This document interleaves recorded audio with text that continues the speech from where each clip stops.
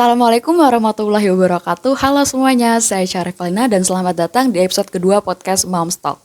Hari ini kita akan membahas topik yang sangat penting bagi orang tua di luar sana, yaitu pentingnya pendidikan anak sejak dini.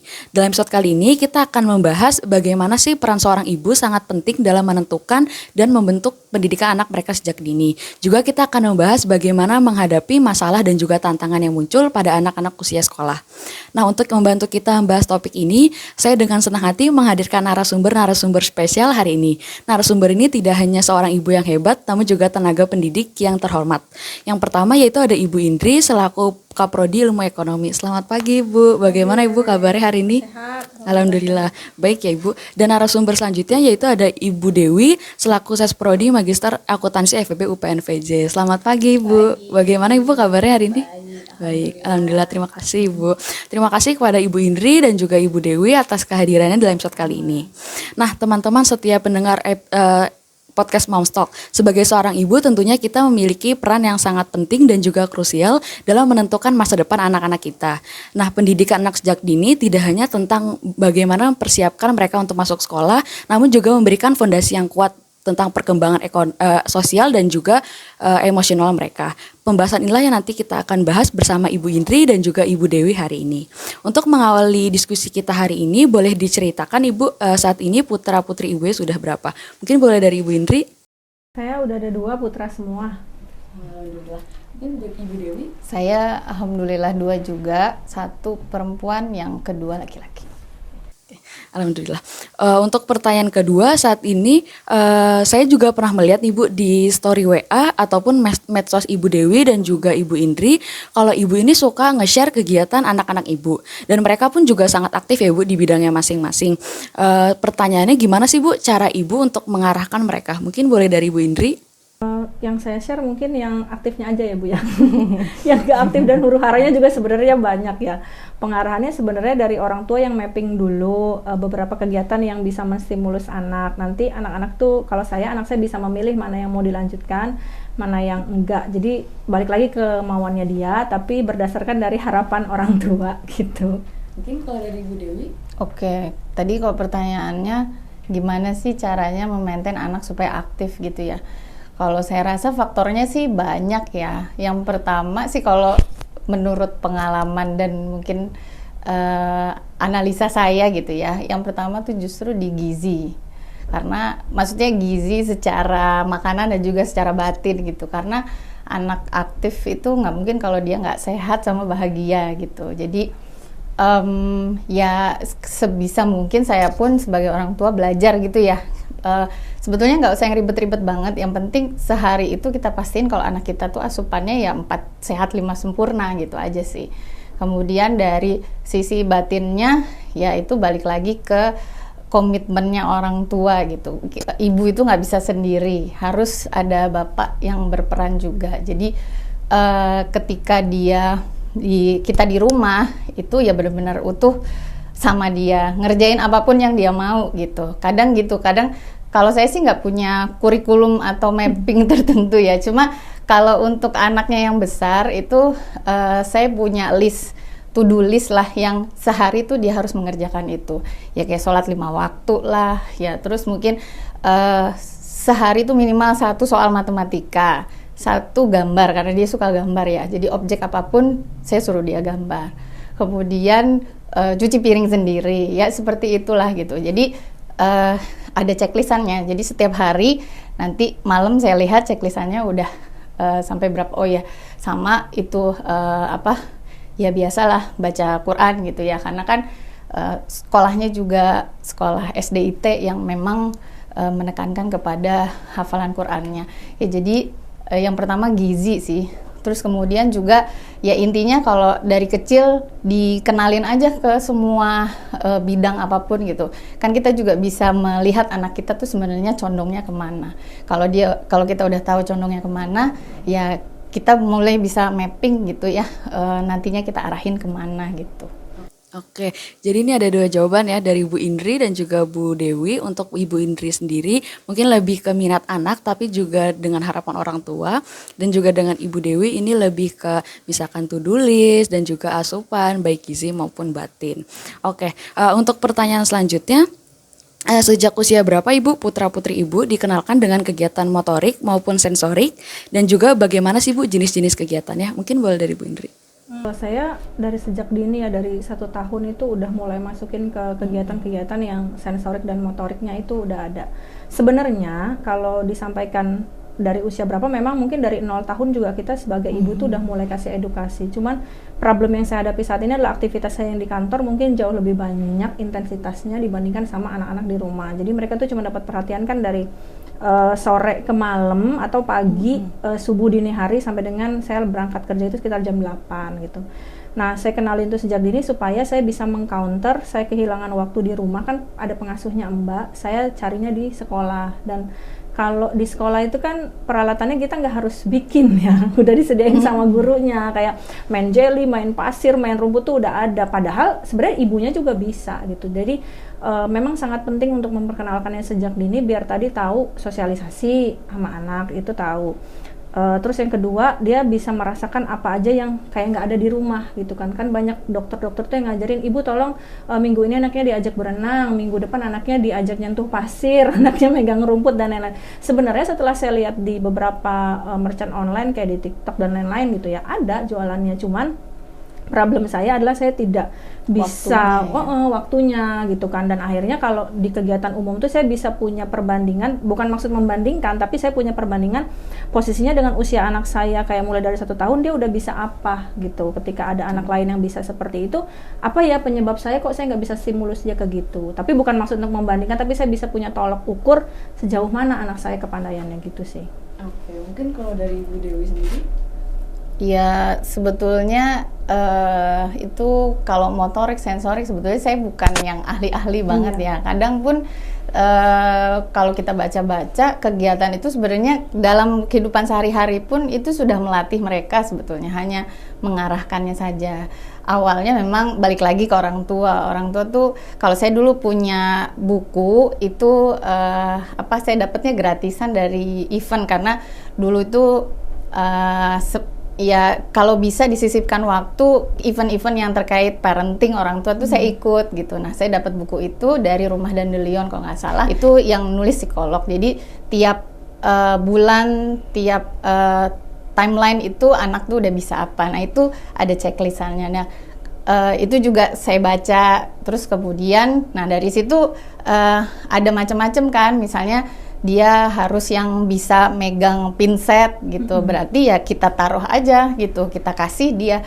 Misalnya di rumah nih kebetulan kakaknya kan juga suka itu ya crafting, jadi dia punya. Terus sambil kakaknya main, sambil adiknya pun saya suruh ikut main gitu ya. Ya kayak gitu, kayak misalnya cuci piring juga gitu kan, megang gelas itu kan gimana caranya supaya ajak ya, diikutin kegiatannya, ngepel, nyapu gitu. Selama dia masih seneng, harusnya kita dukung terus gitu ya. Nah, mungkin itu aja sih. Nah, jadi teman-teman mungkin memperkenalkan kegiatan motorik dan juga sensorik sejak dini. Untuk jenis kegiatannya seperti yang dibilang tadi Ibu Indri, seperti main pasir, terus yang dari Ibu Dewi juga belajar memakai pinset gitu-gitu. Oke, mungkin pertanyaan selanjutnya, apakah selama berkegiatan sekolah anak-anak Ibu mungkin pernah merasakan mager nih Bu, nggak mau sekolah, dan juga bagaimana sih Bu cara Ibu Indri dan juga Ibu Dewi mengatasi hal itu? Mungkin boleh dari Ibu Indri. Mager pastilah ya gitu, ada usianya ya Bu Dew ya. Anak itu ngeberontak, nggak mau sekolah, nggak mau ibadah, nggak mau mandi. Dan yang saya pelajarin dari psikolog, nggak boleh dilawan. Ketika anak mager, ibunya nambah keras itu katanya nggak boleh. Dan memang itu yang saya terapin. Jadi anak saya kan sekarang usia yang paling tua 5 tahun, yang kecil udah baru 1 tahun ya. Jadi yang 5 tahun itu masa magernya adalah 2, 3, 4. Jadi 2 tahun, 3 tahun, 4 tahun itu karena pas 4 tahun dia punya adik, itu juga masih agak mager. Kan katanya juga kalau kata orang-orang tuh kalau dia punya adik atau diadein tuh manjanya lebih bertingkat. Ternyata magernya masih berlanjut tuh di 4 tahun sampai dengan dia masuk TK di 5 tahun kemarin. Magernya udah hilang dan dia punya kesadaran sendiri bahwa saya harus sekolah, bangun pagi dan kegiatan lain-lain.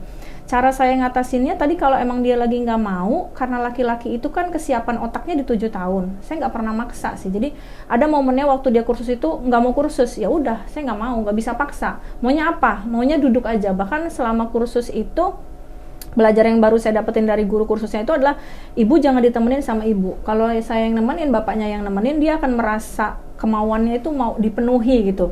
Jadi saya mau nggak mau harus ngelepas, ngerelain nitipin sama badinya di kelas. Jadi apapun yang terjadi kita nggak boleh lihat di kaca itu, karena setiap dia ngeliat saya pasti mau pulang. Ngelihat saya tuh maunya main, ada aja tingkahnya keluar. Sampai saya ngerasa dia udah stabil, dia udah kenal sama misternya dan misalnya segala macam, dia udah punya adaptasi yang jauh lebih baik. Baru saya boleh nongol di situ pelan-pelan, saya lihat lagi, saya pantau dan lain-lain. Dan alhamdulillahnya pas sekarang udah di tingkatan yang lumayan tinggi gitu untuk anak usia seusia dia, saya kadang-kadang amazed-nya kalau di rumah komunikasi sama bahasa Inggris itu dia nggak mau sama saya. Pas udah di kelas dilepas sama native speakernya, kok tiba-tiba anak saya jadi mau gitu kan. Tadi ternyata yang saya pelajari ya karena dia udah selesai masa ngamuknya. Nggak memungkiri di usia 5-7 tahun mungkin kata psikolog itu saya sempat konsul mungkin akan ada fase ngamuk Bu, kayak di masa kedewasaan juga akan ngamuk lagi. Jadi diikutin aja dan kita harus kasih win-win solution sama anak itu. Anak maunya apa, orang tua maunya apa, nanti di tengah-tengah nih gitu kita ketemu. Cuman memang sebisa mungkin saya mengedukasi sama orang-orang gitu ya. Dan itu juga yang dibilang sama ibu saya, kalau nangis, kalau anak marah nggak boleh direkam karena itu jadi memori buruk buat dia gitu. Dan dia kayak ngerasa dulu kecilnya kok saya sejelek itu ya. Jadi silakan disimpan di sosmed itu yang bahagia saja supaya dia bisa tahu apa yang terjadi yang indah-indah. Tapi yang jeleknya ya nggak usah katanya, cukup kita dan anak itu aja dulu pada masa itu yang tahu. Mungkin kalau dari Ibu Dewi, mager sekolahnya. Nah itu mungkin beda kasus sama Bu Indri. Kalau Bu Indri kan cowok, terus mungkin masih di usia yang memang emosinya masih relatif labil gitu. Kalau anak saya kan yang pertama ini perempuan udah 9 tahun. Dan memang kalau saya perhatiin dia itu lebih, jadi orang tuanya itu dua kepribadian yang sangat bertolak belakang ya. Kalau bapaknya itu ekstrovert sekali orangnya.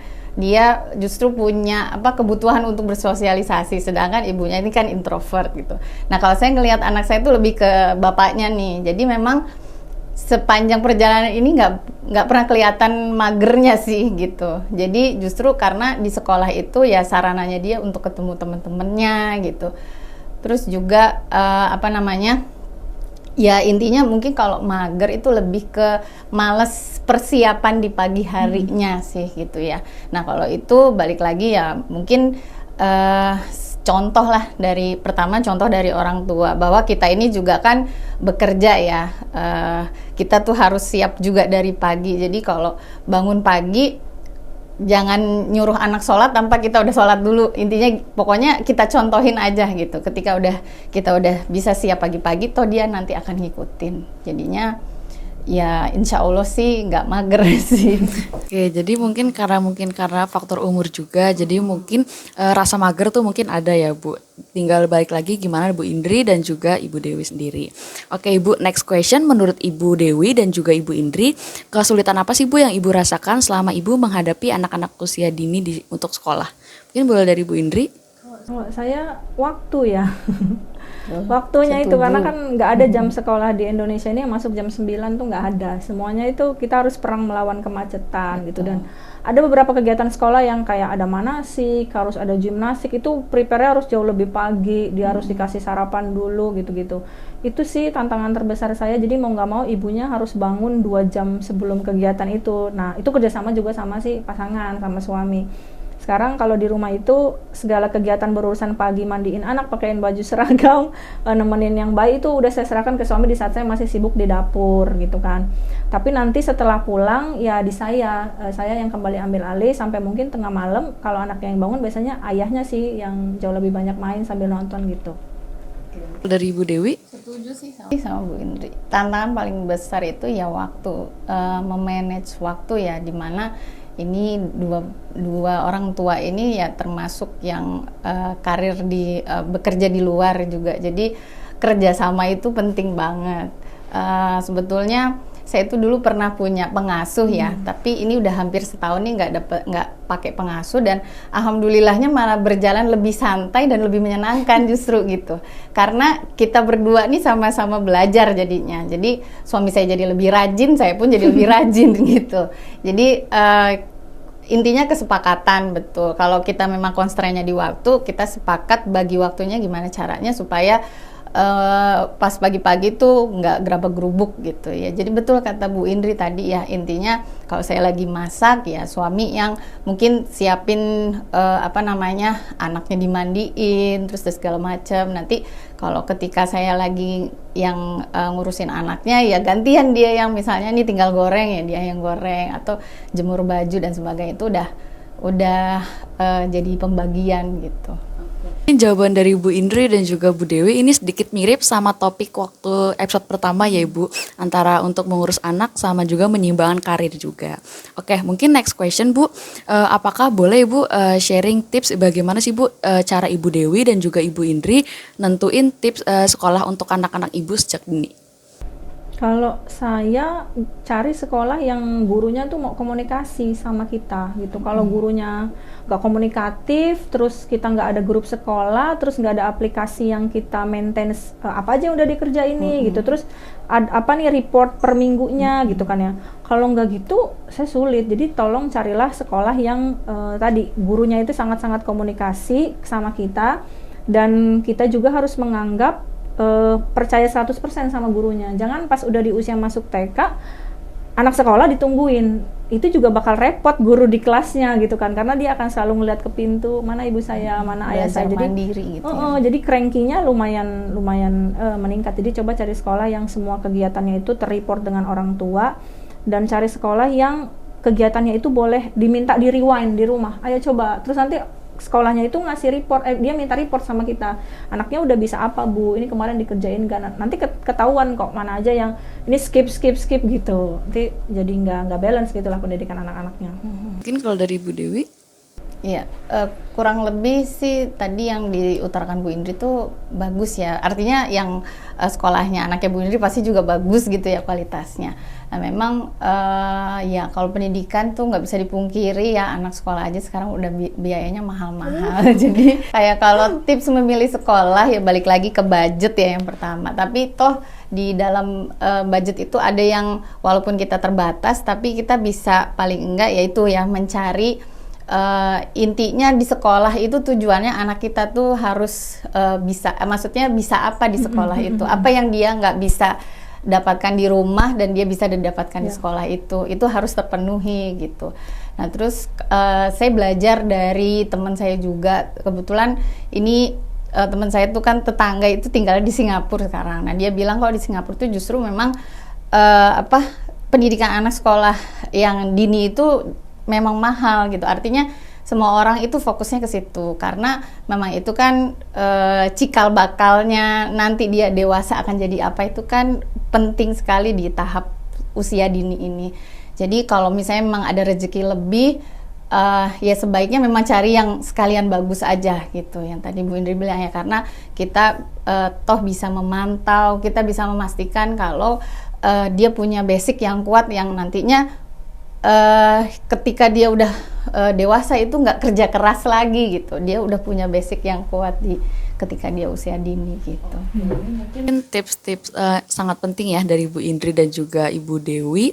Pertama mulai dari sekolah yang gurunya komunikatif, lalu yang kedua sekolah yang bisa nge-report kegiatan anak-anak yang telah dilakukan sekolah. Tapi terlepas daripada itu juga penting untuk pikirkan budget juga ya Bu. Oke, mungkin next question Ibu, dengan kesibukan Ibu sebagai dosen di FEB UPN VJ, bahkan Ibu juga mendapat tugas nih Bu kepengurusan di fakultas. Bagaimana sih Bu cara Ibu untuk tetap memantau anak-anak Ibu di sekolah? Mungkin boleh dari Ibu Indri? Ya itu tadi saya sampaikan peran guru ya, jadi kerjasamanya itu penting. Harus ada raport mingguan, biasanya yang saya terima, saya dapat itu. Terus kalau anak kursus itu aplikasinya wajib kita pegang, karena sempat saya yang los nggak mau megang gitu loh, terus karena saya beralasan karena udah sibuk gitu. Ternyata memang akhirnya perkembangan anak saya lumayan turun dibandingkan yang lain. Terus saya membenarkan diri saya kayak nggak apa-apa kan masih umur sekian gitu, nggak apa-apa. Tapi ternyata itu sebenarnya bisa dibuat have fun dengan cara kalau mau main game syaratnya selesaiin dulu satu session. Nah dia jadi tahu aku mau main game ya mami, tapi selesaiin dulu ya satu session. Terus selama ini saya selalu mantau dia ngerjain, saya samping dia. Ternyata kata Misa juga nggak boleh, biarin aja Bu yang salah baru ibu benerin, kan bisa diulang katanya kan. Nah setelah saya biarin dia banyak salahnya, nanti dia akan tahu letak kesalahannya di mana gitu. Dan saya ngeliat juga ternyata cara belajar anak zaman sekarang udah beda ya dengan saya yang dulu gitu. Ternyata kok jadinya saya ikut-ikutan sekolah ya yang saat ini, jadi kayak oh ternyata anak zaman sekarang belajar bahasanya nggak gini, kayak dulu kan BU Bu, DI Budi gitu. Sekarang mereka nggak gitu, belajarnya tuh dari gambar dulu, dari ini. Kadang saya, aduh energi saya udah nggak cukup ini gitu. Tapi ya tadi, dan mungkin balik ke pertanyaan sebelumnya yang Bu Dewi sampaikan gitu ya, memang yang saya baru ingat gitu yang Bu Dewi sampaikan tadi, sebenarnya bisa milih ya, kalau emang mau fokusnya ke sekolah yang biasa, ternyata bobot orang tuanya juga harus lebih tinggi gitu. Memang sekolah mahal itu sebenarnya nggak menjawab semua kebutuhan kadang-kadang ketika orang tuanya nggak bekerja sama. Nah dengan cara tadi, ketika sudah ada kerjasama dengan guru dan orang tua, dan apa yang nggak didapat di sekolah itu dituanginnya di rumah. Kayak banyak, mungkin saya juga galau misalnya mau anak-anak ini sekolahnya di Islam terpadu, atau pengen yang Inggris sekalian, atau yang udah nasional biasa. Ternyata dari guru agama saya, dia bilang nggak ada yang salah dengan peradaban yang sekarang. Dia bilang kalau kamu pengen anaknya pintar bahasa Inggris, berarti di rumah dipanggil guru ngaji, guru hafalan, guru hadis, atau kamu yang mengajarkan gitu. Jadi berarti itu tadi pilihan sih. Jadi kalau misalnya nggak punya biaya yang berkecukupan, tapi kita pengen sekolahin anak ya dengan yang adanya aja. Tapi jadinya ibu adalah madrasah utama yang harus kasih semua jendela dunianya lewat ibu. Jadi ibu yang jauh lebih banyak belajar gitu. Oke, mungkin kalau dari Ibu Dewi mungkin? Iya sih. Setuju sih. Artinya nambahin juga ya bahwa seberapapun bagusnya sekolah, sebetulnya sekolah utamanya memang ada di dalam keluarga gitu. Jadi peran keluarga itu sangat penting. Kemudian kalau tadi mungkin masih nyambung ke tadi, kenapa anak saya yang pertama tuh di SDIT kebetulan ya, Islam Terpadu. Karena saya tuh berpikir bahwa untuk pondasi memang kayaknya agama itu salah satu yang penting ya, dimana paling tidak dia karena kami muslim gitu, jadi paling enggak dia harus tahu sebagai muslim tuh identitas muslim tuh seperti apa gitu. Karena jujur kalau saya sama suami saya mungkin bukan orang yang ahli dalam agama gitu, jadi untuk ilmu yang lain-lain mungkin bisa berdiskusi sama orang tuanya, tapi khusus untuk agama ini kayaknya kita berdua kurang. Jadi kami berintrospeksi diri, akhirnya memutuskan untuk ya udah anak kita kecil ini difokuskan ke agamanya dulu gitu, biar dia bangga sama agamanya dia dan dia bisa menjalankan agamanya dengan baik gitu. Kadang kan ada orang yang hanya menghafal tapi nanti ketika implementasinya dia nggak ngerti karena sebetulnya dia nggak kenal sama agamanya gitu ya. Nah terus cara memantaunya, kalau tadi pakai aplikasi, kalau di sekolah anak saya tuh ada buku penghubungnya. Jadi dan itu anaknya sendiri yang nulis. Jadi ada paraf guru, ada paraf saya. Jadi saya harus tahu tiap hari tuh ngapain aja di sekolah. Nah itu buku penghubung itu jadi suka saya tulis-tulisin juga pesannya untuk dia dan untuk gurunya gitu.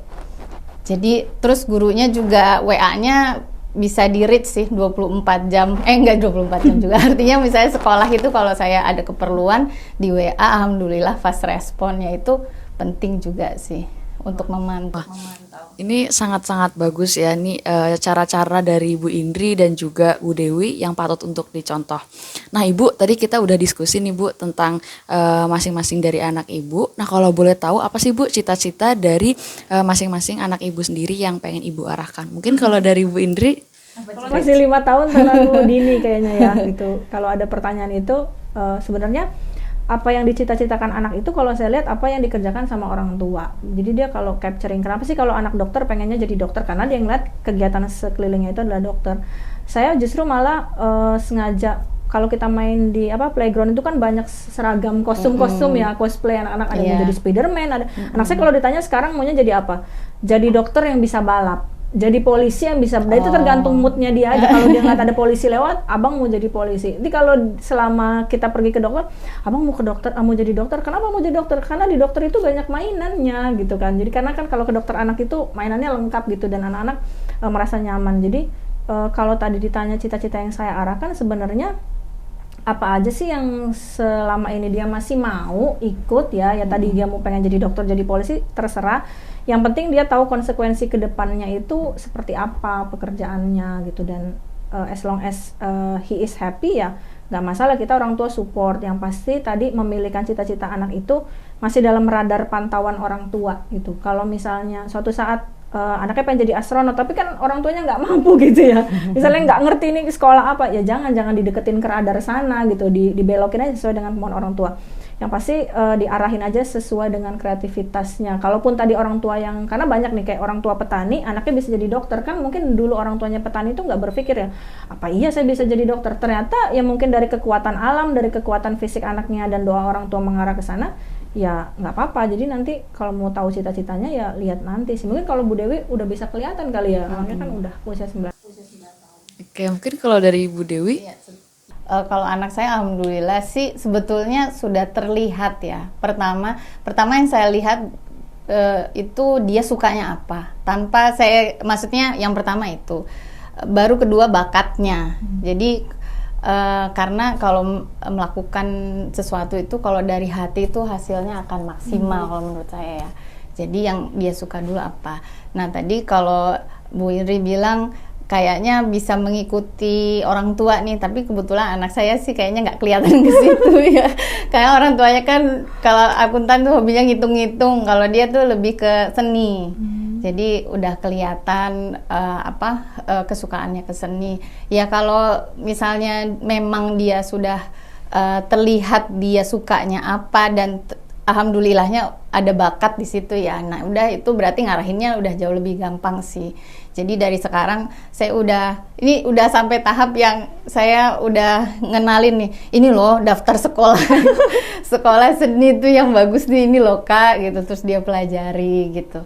Terus nantinya terus kayak misalnya kalau sekolah seni itu nanti bisa jadi apa aja. Nah, itu juga kita explore satu-satu. Jadi ya mengarahkan sebetulnya itu tadi ya, misalnya kayak jadi astronot kita aja nggak mikir gimana, cuma maksudnya intinya mengarahkan asal betul kuncinya satu, asal anaknya bahagia dan beneran suka dan komit di bidangnya, itu saya rasa nggak pernah ada yang salah sih gitu. Dia akan selalu jadi expert di bidang yang emang dia komitmen di situ gitu.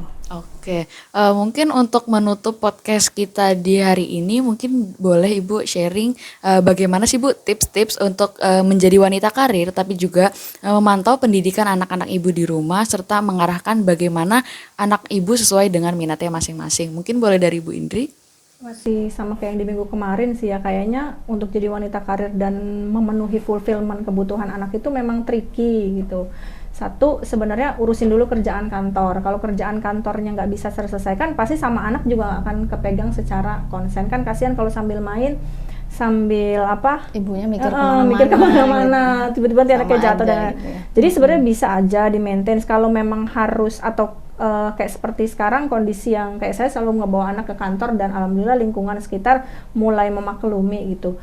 Biasakan ya sepekerjaan apapun ibunya itu, sesibuk apapun ibunya itu, anaknya juga harus tahu gitu apa yang saya lakukan ini untuk kamu ke depannya, dan dia juga kita kasih wahana bermain yang ada di dekat kita. Atau kalau weekend tetap harus rapat, harus Zoom meeting, coba sekarang carikan banyak kafe yang juga udah ada ini ya, playgroundnya. Jadi kelihatan di sini ada ibunya, di situ anaknya bermain, jadi tetap masih dalam pengawasan. Tapi tentu harus juga menyediakan waktu yang kita mantau dia dan tinggalkan dulu pekerjaannya. Jadi kalau dibilang life is balance, kalau kata saya nggak bisa ya Bu Dewi ya. Tetap kadang kan anaknya lagi sempurna, pekerjaannya ada yang keteteran. Pekerjaannya lagi dikejar deadline, anaknya yang keteteran. Kayak tadi kalau misalnya ibunya harus upacara jam 7, mau nggak mau anak pasti nggak kepegang. Sarapan seadanya, yang instan itu dikeluarkan. Jadi ya ibunya juga harus happy itu dulu gitu. Setelah ibunya happy, suaminya juga mendukung apapun kegiatannya, nanti pasti akan terpantau masing-masing sih kegiatan anak-anak. Dan pastinya kalau emang ibunya keterbatasan dari kesibukan, ya tadi punya komunikasi yang baik sama guru di sekolah sehingga dia ngasih tahu nih reportnya apa yang kurang dan lain-lain. Itu sih. Oke, mungkin tips dari Ibu Dewi sendiri? Nah ini karena susah ya. Saya pun sendiri tuh masih struggle gitu ya. Untuk menyeimbangkan antara karir, antara keluarga, terus sambil memantau pendidikan. Nah, tapi maksudnya gini, sebagai manusia biasa ya kita harus me-embrace aja tantangan itu, lagi downnya, maksudnya ketika sibuk, hektik, ruwet gitu, ya udah, intinya itu akan terlewati gitu. Nah, terus kemudian juga pendidikan anak itu, balik lagi, anak itu nggak mesti terdidik di sekolah aja gitu, dia bisa belajar di mana aja. Jadi ketika kita lagi sama anak itu benar-benar harus hadir, itu aja sih, sama anak. Bahkan malah kadang itu yang membuat waktu tidurnya jadi berkurang jauh ya. Dulu saya itu sempat yang, jadi kalau di rumah itu sama anak ya, kalau misalnya ada kerjaan yang masih harus disusul, ketika anak tidur baru ngalong gitu, baru kerja di malam hari. Tapi setelah sekian lama ini saya baru menyadari bahwa ibunya kan juga harus sehat dan harus bahagia gitu ya. Jadi akhirnya ya saya mulai membenahi dari sisi saya juga. Jadi intinya saya sebagai orang tua, saya belajar dulu gimana caranya saya juga harus sehat, harus bahagia. Kemudian mengerjakan pekerjaan ini dengan semaksimal mungkin. Nanti ketika bersama anak ya membersamainya harus maksimal, gitu aja sih. Oke, wah ini sangat menarik dan juga inspiratif ya teman-teman, sesi diskusi kita hari ini bersama Ibu Indri dan juga Ibu Dewi. Terima kasih banyak Ibu Indri, Ibu Dewi telah memberikan tips-tips kepada teman-teman setiap pendengar Moms Talk hari ini. Saya harap semoga diskusi kita hari ini bisa memberikan perspektif baru nih bagi teman-teman semua yang mendengar. Saya Syarifah Lina, terima kasih atas perhatiannya. Sampai jumpa di episode selanjutnya. Wassalamualaikum warahmatullahi wabarakatuh. Waalaikumsalam warahmatullahi wabarakatuh.